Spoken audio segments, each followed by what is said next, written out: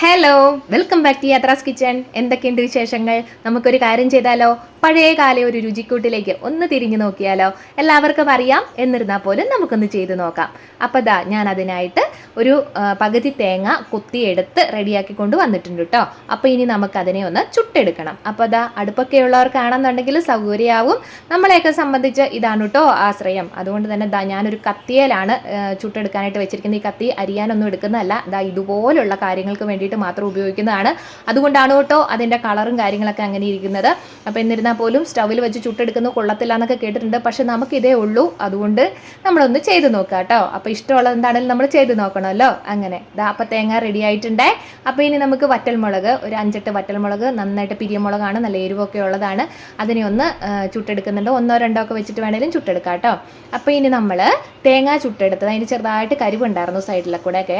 അപ്പോൾ അതെല്ലാം ഒന്ന് ചെത്തിക്കളഞ്ഞ് അതിൻ്റെ പുറന്തൊണ്ടുണ്ടല്ലോ അതൊക്കെ ഒന്ന് ചീകി കളയണം. ചീകി നമുക്ക് അതിനെ ഒന്ന് വൃത്തിയാക്കി എടുക്കണം. ഇതുപോലെ കേട്ടോ. അപ്പോൾ അതിനെ ഒന്ന് ഈ പറഞ്ഞ പോലെ കഴുകി എല്ലാം ഒന്ന് റെഡിയാക്കി നമ്മൾ ഇവിടെ എടുത്തിട്ടുണ്ട് കേട്ടോ. അതിൻ്റെ കരിയൊക്കെ ഒന്ന് പോകണമല്ലോ, അതുകൊണ്ട്. ഇനി നമുക്ക് ചതച്ചെടുക്കണം. അതിന് മുന്നേ ഉണ്ടല്ലോ, വേണമെന്നുണ്ടെങ്കിൽ വലിയ കല്ലാണെന്നുണ്ടെങ്കിൽ നമുക്ക് കല്ലിൽ വെച്ചിട്ട് ഒറ്റയടിക്ക് തന്നെ ചതച്ചെടുക്കാം. അതല്ലാന്നുണ്ടെങ്കിൽ ഇതുപോലെ ചെറുതായിട്ട് അരിഞ്ഞെടുത്തിട്ട് ചതക്കുകയാണെന്നുണ്ടെങ്കിൽ എളുപ്പമുണ്ടാവും. അതുകൊണ്ട് ഞാനിതുപോലെ അരിഞ്ഞെടുത്തിട്ടുണ്ടേ.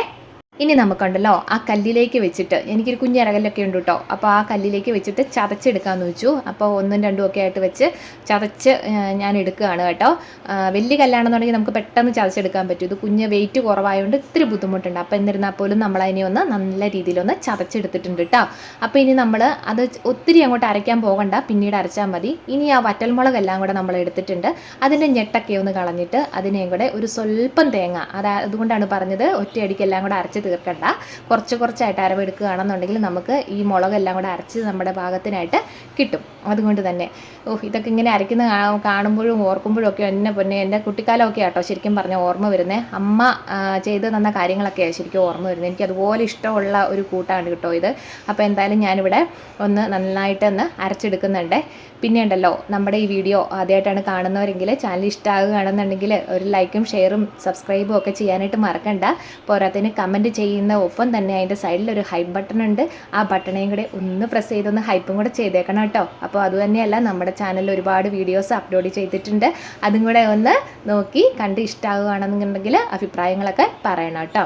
അപ്പോൾ അങ്ങനെ നമ്മുടെ മുളകൊക്കെ ഒന്ന് ചതച്ച് നമ്മൾ റെഡിയാക്കി എടുത്തിട്ടുണ്ട്. ഇനി നമുക്ക് വേണ്ടത് കുറച്ച് ഇഞ്ചിയാണ്. ഒരു കുഞ്ഞി കഷ്ണം ഇഞ്ചി എടുക്കുന്നുണ്ട്.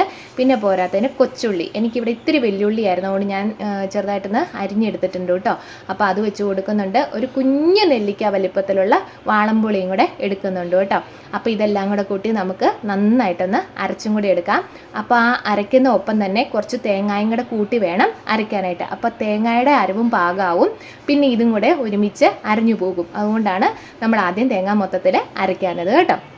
ഇനി നിങ്ങൾക്ക് വേണമെന്നുണ്ടെങ്കിൽ ഇതിൻ്റെ കൂട്ടത്തിൽ കറിവേപ്പില ഇട്ട് കൊടുക്കാം, രുചിക്ക് വേണമെന്നുണ്ടെങ്കിൽ. പിന്നെ പോയിട്ട് 2-3 കുരുമുളക്, 2-3 ആവുള്ളൂ, ഒത്തിരി ഒന്നും ആകാൻ പാടില്ല. ഇതെല്ലാം കൂടെ ഇട്ട് കൊടുക്കാം.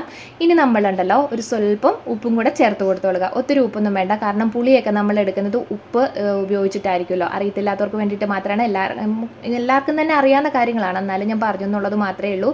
അതുകൊണ്ട് അതൊക്കെ നോക്കിയിട്ട് വേണം ചെയ്യാനായിട്ട്. ചമ്മന്തിക്കൊക്കെ ഒത്തിരി ഉപ്പ് ഉപയോഗിച്ചിട്ടുണ്ടെങ്കിൽ അതിൻ്റെ ടേസ്റ്റേ മാറിപ്പോകും. അങ്ങനെ നമ്മൾ തേങ്ങയൊക്കെ എല്ലാം കൂടെ അവസാനം ഒന്ന് മിക്സ് ചെയ്ത് റെഡിയായിട്ട് അരച്ചെടുത്തിട്ടുണ്ട്. ഈ ഒരു അരവ് മാത്രം മതി. ഒരുപാട് അരഞ്ഞു പോയിട്ടുണ്ടെങ്കിൽ ആ രുചിയേ മാറിപ്പോകും. അത് തന്നെയല്ല, വല്ലാണ്ടങ്ങ് പേസ്റ്റ് പോലെ ആയിരുന്നാലും ചമ്മന്തി എന്ന് പറയാൻ പറ്റത്തില്ല. എന്നാൽ പിന്നെ അതിൻ്റെ തൊട്ട് കടുക് പൊട്ടിച്ചൊടിക്കുന്നതല്ലേ, അതല്ലേ അതിൻ്റെ ഒരു രീതി, ആ ഒരു പരുവത്തിനാകും. അങ്ങനെയല്ല, നമ്മൾ കല്ലിൽ വെച്ചരയ്ക്കുന്ന ഈ ഒരു ചമ്മന്തിക്ക് ഈ ഒരു പാകമാണ് കേട്ടോ നല്ലത്. അങ്ങനെ നമ്മൾ ചമ്മന്തിയൊക്കെ ഒന്ന് ഉരുട്ടി എടുക്കുന്നുണ്ട്. ആഹാ, എന്തൊരു രസമാണല്ലേ. ഇത് കണ്ടോ, നമ്മുടെ ചമ്മന്തി ഇവിടെ റെഡി ആയിട്ടുണ്ട്. നല്ല രുചിയാണ് ഈ തേങ്ങ ചുട്ടരച്ച ചമ്മന്തി. ഇനി നമുക്ക് എന്താ ചെയ്യേണ്ടതെന്ന് വെച്ചിട്ടുണ്ടെങ്കിൽ നല്ല ആവി പറക്കുന്ന നല്ല ചൂട് ചോറിൻ്റെ കൂടെ ഇതുപോലെ ഈ ചമ്മന്തിയും കൂടി ഇട്ടിട്ട് നമുക്കൊന്ന് വിരകി കഴിക്കണം. ആഹാ, ഇത് കണ്ടിട്ടുണ്ടെങ്കിൽ ആർക്കാണേലും ഇപ്പം ചോറുണ്ണാനായിട്ട് തോന്നിയിരിക്കുമെന്ന് ഞാൻ ഉറപ്പ് പറയുന്നു. അപ്പം ശരി, എന്നാ ടാറ്റാ.